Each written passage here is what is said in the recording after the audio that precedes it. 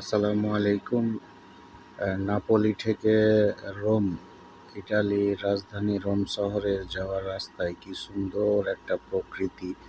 আপনাদেরকে না দেখিয়ে থাকতে পারলাম না। দেখেন, রাস্তার পাশে কি সুন্দর প্রাকৃতিক ঘেরা গাছগাছালি। আমাদের দেশের মতো কীরকম সবজি চাষ করতেছে, এগুলা হচ্ছে জৈতুনের বাগান। দেখেন কত সুন্দরভাবে জৈতুনের বাগানগুলা পরিচর্যা করে এরা, এবং পানি দেওয়ার সুন্দর ব্যবস্থা আছে। অটোমেটিক পানি দেওয়া হয়ে যায় গাছে। এবং আশেপাশে অনেক টমেটোর বাগান আছে, টমেটোর গাছ আছে। আরও অনেক বিভিন্ন ধরনের সবজি চাষ করা হয়।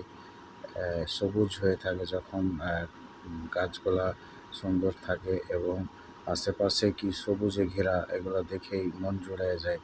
আসলে ইটালি পাহাড়ে ঘেরা, চারিদিকেই পাহাড় আর পাহাড়। তারপরেও এই পাহাড়ের আশেপাশে ফাঁকে ফাঁকে মনে করেন অনেক সুন্দর প্রকৃতি দেখতে পাওয়া যায় যদি লং জার্নিতে কোথায় যাওয়া যায়।